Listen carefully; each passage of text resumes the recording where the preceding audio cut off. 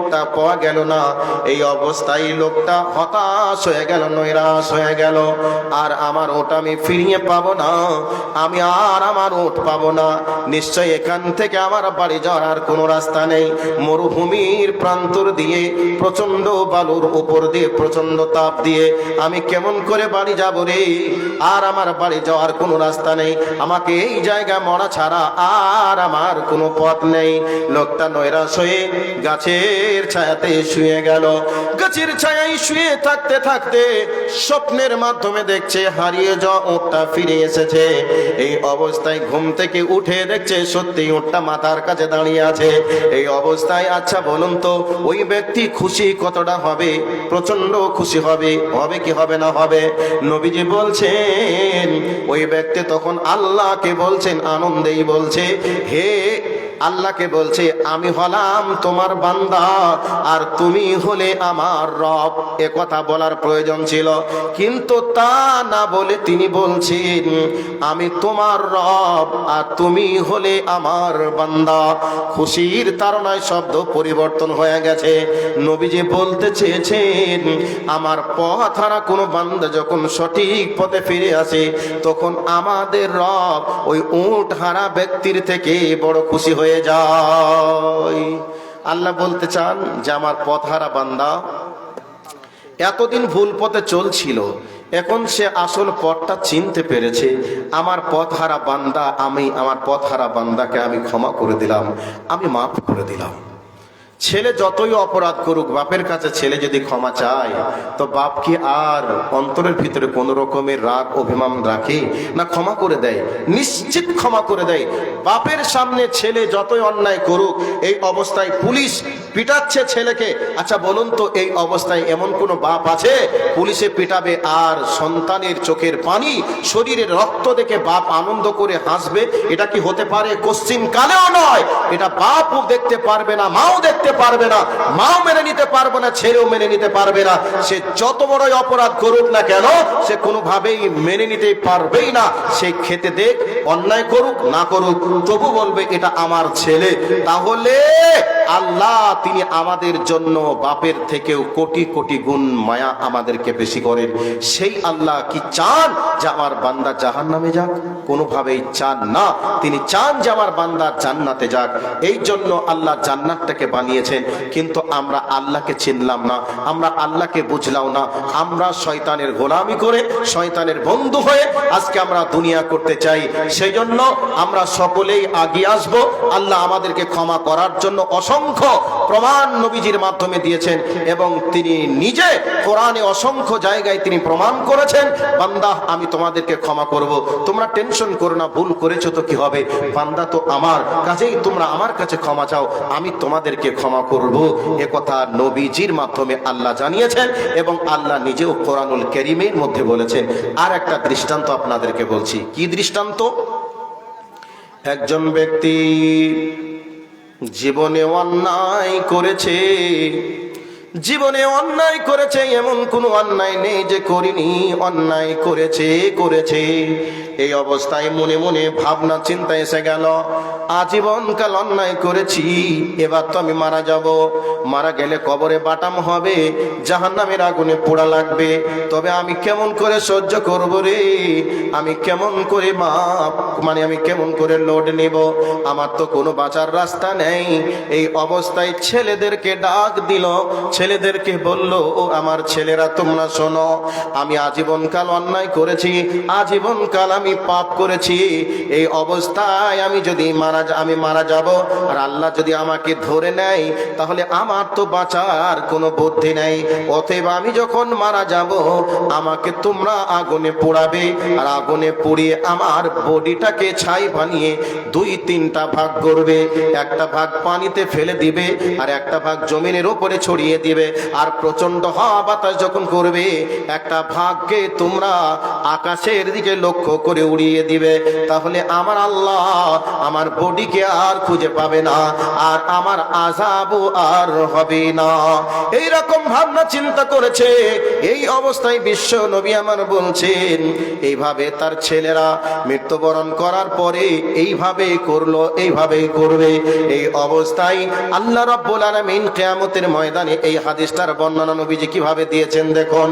এই অবস্থায় আল্লাহ রাব্বুল আলামিন তার ওই মৃত বডিকে হাড় হাড্ডি সব পিচ পিচ করে পুড়িয়ে শেষ করেছে। এই অবস্থায় আল্লাহ রাব্বুল আলামিন হাওয়াকে বলবে, হাওয়া তুই ওই ছাইগুলিকে এক জায়গায় জমা করে দে। জমিনকে বলবে এক জায়গায় জমা করে দে। সমুদ্রের পানিকে বলবে তুই এক জায়গায় জমা করে দে। সব গোছ হয়ে গে পূর্ণাঙ্গ ট্রাকচার তৈরি করে আল্লাহ কিয়ামতের দিন বান্দাকে বলবে, বল বল বল তুই এ কাজ কেন করেছিলি বল। তুই মনে করেছিলি তোর রব তোকে আর জমা করতে পারবে না, খুঁজে পাবে না, তোর হিসাব হবে না, বিচার হবে না, এই ভাবনা চিন্তা করেছিলি বল। এই অবস্থায় ওই বান্দা মুখের বাকশক্তি হারিয়ে ফেলে মাবুদের কাছে লজ্জিত হয়ে বলবে, মাবুদ গো, আমি জিন্দিগিতে ভাবনা চিন্তা করেছিলাম আমার বডির হাড় হাড্ডি যদি এক জায়গায় না হয়, সব যদি ছিটিয়ে যায়, আমার মন বলছিল তুমি খুঁজে পাবে না, আর আমার আর কোনো আযাব হবে না। আমি জীবনে শুধু অন্যায় করেছি, পাপ করেছি। অতএব ওই পাপ করার পরে তুমি যদি আমাকে পেয়ে যাও, তুমি আমাকে শাস্তি দেবে। আমি শাস্তির ভয়ে আল্লাহ আমি এ কাজ করেছিলাম, তুমি এটা জানো। এই অবস্থায় ওই ব্যক্তির খবরটা জানার পরে আমাদের যিনি মাবুদ তিনি বলবেন, তুমি সত্যিই কি আমার আযাবের ভয়ে করেছিলে? তখন বলবে ওই বান্দা বলবে, মাবুদ গো, এটা কি জন্য করেছিলাম তোমার থেকে ভালো আর কেউ জানে না। আমি নিশ্চয় তোমার ভয়ে করেছিলাম, জাহান্নামের আগুনের ভয়ে করেছিলাম। মাবুদ তুমি আমাকে ক্ষমা করো। নবীজি বলবে, নবীজি বলেন, ওই বান্দা আল্লাহকে, আল্লাহর ভয়ে সে এই কাজ করার কারণে আল্লাহ কিয়ামতের ময়দানে তাকে ক্ষমা করে দিবেন, আল্লাহ তাকে মাফ করে দিবেন। তাহলে এত বড় অপরাধীকেও যদি আল্লাহ ক্ষমা করেন, আপনি এমন কি অন্যায় করেছেন, আপনি এমন কি পাপ করেছেন, তাই আল্লাহ ক্ষমা করবেন না? আপনি জীবনে হয়তো নামাজ পড়েননি, এতদিন নামাজ পড়েননি, আগামী কাল আপনি ফজর থেকে শুরু করে দিবেন। এই ফজর থেকে শুরু করে দেওয়ার পরে আল্লাহকে যদি বলেন, মাবুদ গো, এতদিন আমার বয়স 40 হয়ে গেছে, কতদিন আমি নামাজ পড়িনি, অন্যায় করেছিলাম মাবুদ, আমি ভুল করেছি, অন্যায় করেছি, অতএব আর জিন্দেগিতে নামাজ ত্যাগ করব না, আল্লাহ তুমি আমাকে মাফ করে দাও। নবীজি বলেছেন তার জীবনের এতদিন নামাজ পড়িনি, নামাজ না পড়ার কারণে যে অন্যায় হয়েছিল, এই অন্যায়গুলিকে আল্লাহ ক্ষমা করে দিবেন, মাফ করে দিবেন। এমন একটা হাদিস আপনাকে শোনাই। আল্লাহর নবীর জামানায় একজন সাহাবী জীবনে এক ওয়াক্তের নামাজ না পড়েও ওই ব্যক্তি জান্নাতে চলে যাবে। কি করে জান্নাতে যাবে? জোহরের নামাজে, ফজরের নামাজের পর ওই ব্যক্তি ইসলাম কবুল করেছে, যুদ্ধের ময়দানে চলে গেল, জোহরের নামাজের ওয়াক্ত হওয়ার আগে যুদ্ধের ময়দানে শহীদ হয়ে গেল। ওই ব্যক্তির জীবনের পাপগুলিকে আল্লাহ ক্ষমা করে শহীদের মর্যাদা দিয়ে জান্নাতি মেহমান বানিয়ে দিবেন। তাহলে বোঝা গেল ওই ব্যক্তি জীবনে নামাজ এক ওয়াক্তের পড়িনি, এরপরে ইসলাম কবুল করেছে বলে ভালো কাজ করতে গিয়েছিল জিহাদের ময়দানে, এই জন্য আল্লাহ তাকে ক্ষমা করে আল্লাহ জান্নাতি মেহমান বানিয়ে দিবেন। এই জন্য বলছি, এতদিন নামাজ পড়েননি, নিঃসন্দেহে পৃথিবীতে সব থেকে বড় অপরাধের নাম হলো নামাজ না পড়া। অনেক আমরা বলি পৃথিবীতে বড় অপরাধের নাম হলো সালাত, মানে শিরক করা, কিন্তু নামাজ না পড়ার মানেই হচ্ছে আল্লাহর সঙ্গে শিরক করা। এটা আধুনিক ইসলামিক স্কলার গণের সংজ্ঞা দিয়েছে। অতএব এই জন্য বলছি, আজীবন কাল নামাজ পড়েননি, 10 থেকে নামাজ ফরজ হয়ে গেছে, বয়স এখন 50-40 বছর আপনি নামাজ পড়েননি, এই অপরাধ আপনার আমল নামায় কিন্তু জমা হয়ে আছে। এখন আপনি বুঝে গেলেন সত্যি অপরাধী। এই অবস্থায় যদি আমি মারা যাই, আমার স্থান কোথা হবে? এই ভাবনা চিন্তা করে আগামী কাল ফজর থেকে শুরু করে দিবেন। চোখের পানি ছেড়ে দিয়ে মহান প্রভু আল্লাহকে বলবেন, আল্লাহ গো, আমি ভুল করেছি, অন্যায় করেছি, তুমি আমাকে ক্ষমা করে দাও, জীবনে আর কোনোদিন নামাজ ত্যাগ করব না। আল্লাহর নবী বলছেন, তোমার জীবনের নামাজকৃত অন্যায়গুলিকে আল্লাহ ক্ষমা করে দিবেন। আল্লাহর সঙ্গে বান্দার জড়িত যে পাপগুলি আছে তওবা করে নিলেন ক্ষমা হবে। আল্লাহর সঙ্গে জড়িত পাপ তওবার মাধ্যমে ক্ষমা হবে, কিন্তু মানুষ হিসাবে মানুষের জড়িত পাপ তওবার মাধ্যমে ক্ষমা হবে না। এগুলা কি করতে হবে? যার কাছে যে অন্যায় করেছি তার কাছে সেই অন্যায়গুলি ক্ষমা চাইতে হবে। এবার বলবেন আল্লাহর সঙ্গে জড়িত পাপ কি আর মানুষের সঙ্গে জড়িত পাপ কি? এক কথাই, মানুষের সঙ্গে জড়িত পাপ, কারোর মান সম্মান নিয়ে আপনি টানাটানি করেছেন, মানুষের সঙ্গে জড়িত পাপ। কারোর বিরুদ্ধে আপনি অপবাদ লাগিয়েছেন, মানুষের সঙ্গে জড়িত পাপ। কাউকে গালে থাপ্পড় লাগিয়েছেন, মানুষের সঙ্গে জড়িত পাপ। কারোর কারোর বিরুদ্ধে গীবত করেছেন, মানুষের সঙ্গে জড়িত পাপ। কারো সম্পদ চুরি করেছেন, মানুষের সঙ্গে জড়িত পাপ। এই যে অন্যায়গুলি আপনি করেছেন, আমি করেছি, এই অন্যায়গুলি যার সঙ্গে করেছি তার কাছেই ক্ষমা চাওয়া লাগবে। নামাজ পড়েননি, আল্লাহর সঙ্গে জড়িত পাপ। সিয়াম পালন করেননি, আল্লাহর সঙ্গে জড়িত পাপ।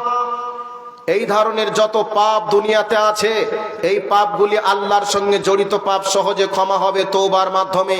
মানুষের সঙ্গে জড়িত পাপ কোশ্চিনকালেও ক্ষমা হবে না, যতক্ষণ পর্যন্ত যার সঙ্গে যে অন্যায়টা করেছি তার সঙ্গে যতক্ষণ ক্ষমা না হবে। আমরা এ মুখের সাহায্যে কত পাপ করি। এই জন্য নবী করিম সাল্লাল্লাহু আলাইহি ওয়াসাল্লাম তিনি বলেছেন, মান কানা ইউমিনু বিল্লাহি ওয়াল ইয়াউমিল আখির ফালইয়াকুল খায়র। আল্লাহর নবী বলছেন, যে ব্যক্তি আল্লাহকে এবং পরকালকে বিশ্বাস করে, খবরদার তুমি মুখ খুলিও না। মুখ যদি খুলতেই হয় তাহলে ভালো কথা বলবে, না হলে তুমি মুখটাকে বন্ধ করে রাখবে। আমরা মুখের সাহায্যেই মানুষকে অপমান করি, মুখের সাহায্যে আমরা পরনিন্দা করি, মুখের সাহায্যে আমরা গীবতের কথা বলি, মুখের সাহায্যেই আমরা অন্যের সম্পদকে আমরা গ্রহণ করে আমরা মুখের মাধ্যমে স্বাদ গ্রহণ করি। একাধারে এই মুখের মাধ্যমে কতটা পাপ হয় তার সিরিয়াল বর্ণনা করা যাবে না। এই জন্য নবীজি বলেছেন, তুমি যেহেতু আল্লাহকে বিশ্বাস করো, পরকাল আছে এ কথা তুমি বিশ্বাস করো, এই জন্য কথা বললেই তুমি ভালো কথা বলবে, না ভালো কথা বলতে পারলে তুমি মুখটাকে বন্ধ করে রাখবে। এই মুখের মাধ্যমে অগণিত অপরাধ হয়ে থাকে। এই মুখের মাধ্যমে পাপ যেগুলি আমরা করি এগুলি মানুষের সঙ্গে জড়িত পাপ।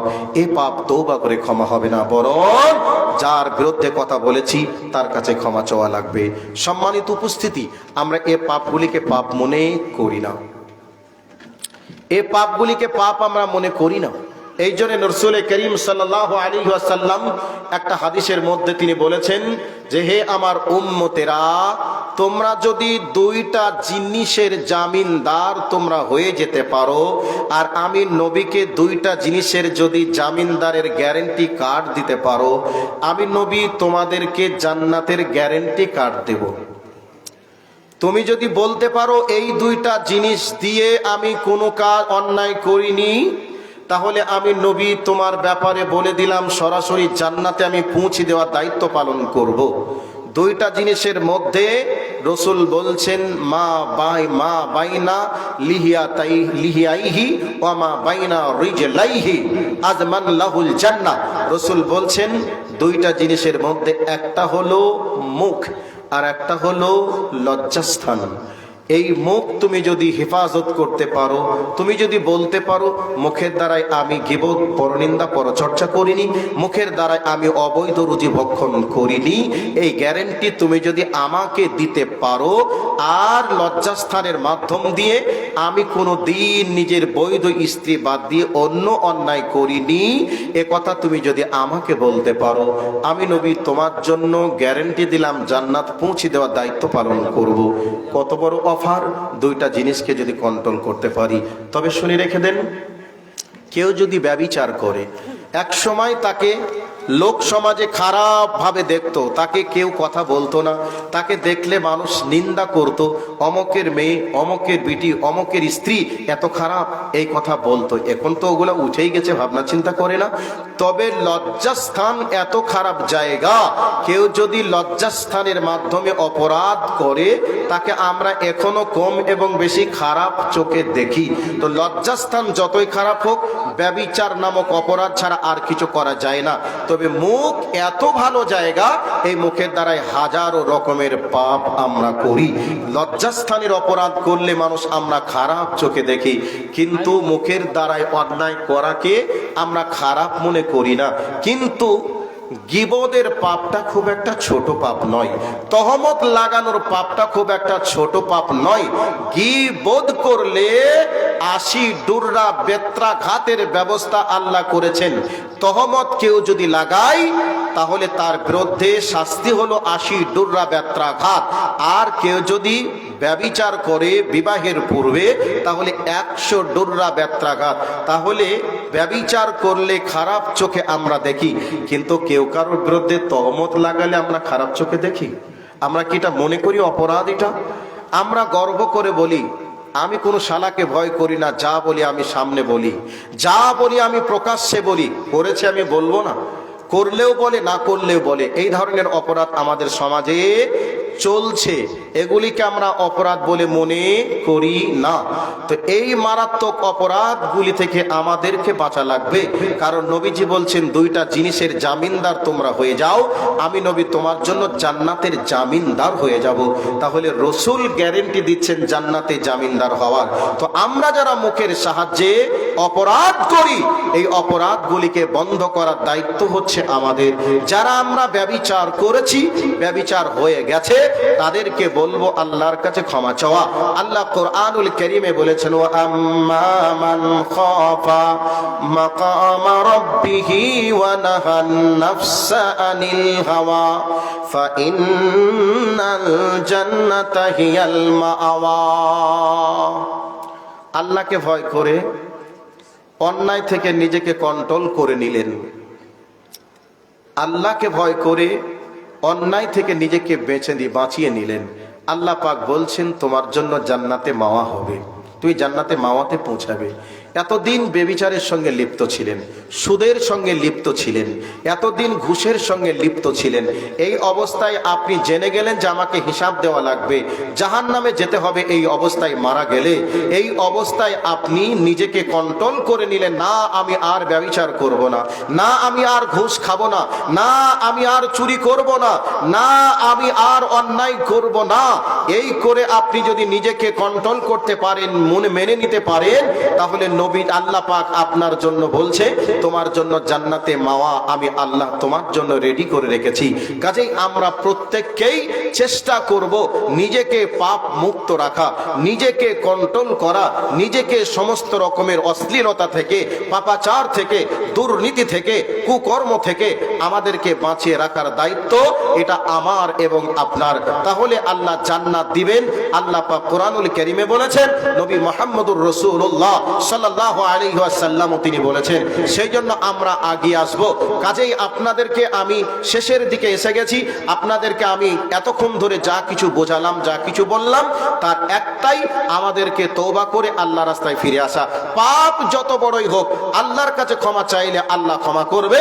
তবে মানুষের সঙ্গে জড়িত পাপ সহজে, আল্লাহর সঙ্গে জড়িত পাপ সহজে ক্ষমা হবে, এ মর্মে 100% গ্যারান্টি আপনি নিতে পারেন। তবে মানুষের সঙ্গে জড়িত পাপ যাদের হয়েছে, এই পাপগুলি তাদের কাছে ক্ষমা চেয়ে নেওয়ার চেষ্টা করবেন। বেঁচে থাকতে থাকতেই মরে গেলে ভয়াবহ বিপদের মধ্যে আমাদেরকে পড়ে যেতে হবে। শেষ বেলায় আপনাদেরকে আমি বলতে চাই, আগের ওইগুলাকে একটু স্মরণ করিয়ে দিয়ে যে বলেছি, কোরআনের তেলাওয়াত এবং কমপক্ষে 10টা টাকা করে প্রত্যেক দিন দান, প্রত্যেকটা রোজার মাসে একটা একটা করে হিসাব আপনারা বার করবেন।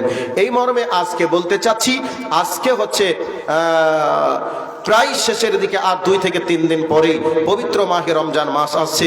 সেই রমজান মাসের ওয়েলকাম, স্বাগতম রসুল জানানোর জন্য দান করেছেন এবং সিয়াম পালন করেছেন। এই জন্য আপনাদেরকে বলবো, সিয়ামের মানে সিয়াম শাবান মাসের বন্ধ হয়ে গেছে। এখন আপনাদেরকে বলবো, মসজিদের জন্য যারা দিয়েছেন আলহামদুলিল্লাহ, যারা দেননি তাদেরকে বলবো একটু আগে আসুন। রসুল করিম সাল্লাল্লাহু আলাইহি ওয়াসাল্লাম বলেছেন, যারা মসজিদে দান করবে তাদের জন্য রসুলের হাদিস হলো, মান বানা আল মসজিদা লিল্লাহি বানাল্লাহু লাহু বাইতান ফিল জান্নাহ। যে ব্যক্তি আল্লাহর ঘর মসজিদ বানাবে, তার জন্য আল্লাহ জান্নাতে ঘর বানাবেন। আচ্ছা, আমার মায়ের জিনিস, আমরা 7 ভাই 8 ভাই বোনে আমরা। হায় রে আল্লাহ, আপনার মা অনেকদিন আগেই মারা গেছে নাকি? মাস 1.5-2 হায় রে আল্লাহ, যাক এতদিন মাকে আল্লাহ বাঁচিয়ে রেখেছিলেন, মায়ের সেবা যত্ন করার মতো সুযোগ আপনারা পেয়েছিলেন। এনারা 7 ভাই, সাত ভাই বোন। 7 ভাই বোন, 7 ভাই বোন 1-1.5 মাস কি 2 মাস আগে ওনারা মাকে হারিয়েছেন, নাফেরার দেশে চলে গেছেন। ওনার মায়ের ব্যবহারকৃত জিনিস, এটা কি গো, এটা কি বলে, এটা বড় তাবিজ। বড় তাবিজ। এ বাঁধে নাকি হাতে? না, গলায়। গলায় থাকে। তবে এই বড় তাবিজ ওনার মা ব্যবহার করতেন, দুনিয়ায় নেই, চলে গেছেন নাফেরার দেশে। তো ওনার মা এই জিনিসটা ব্যবহার করেছেন, মায়ের ব্যবহারকৃত জিনিস দুনিয়ায় আছে। ওনারা 7 ভাই মিলে সিদ্ধান্ত করেছেন আল্লাহর ঘর মসজিদে ওনারা দিয়েছেন। আল্লাহ ওনার দানকে কবুল করো, সংকীর্ণ কবরকে প্রশস্ত করো। আমিন, আল্লাহ আমিন। ভাই আর 500 টাকা থাকে দেন, রমজান মাস। আপনি না দিলেও তো আলহামদুলিল্লাহ বলবে, একটু দেন, আল্লাহর ঘরেই তো দিবেন, আল্লাহর বান্দা। ও যাই হোক, আর নেই মনে হয় ভাইয়ের কাছে। তো 700 টাকা দিয়েছেন, মাশাআল্লাহ, জাযাকাল্লাহ। কত আছে গো পকেটে? 10 বিঘা 1 কুইন্টাল মাকুই অদা কর। 100 টাকা, মাশাআল্লাহ, জাযাকাল্লাহ। আরেকজন ভাই আমার বলছেন মাকে হারিয়েছি, 700 টাকা দিয়েছে। আল্লাহ তার মাকে জান্নাতবাসী করে। আরেকজন 100 টাকা, আরেকজন 200 টাকা। আল্লাহ তোমার বান্দাদের দানকে তুমি কবুল করো, মনের আশাকে তুমি পূরণ করো, জিন্দেগির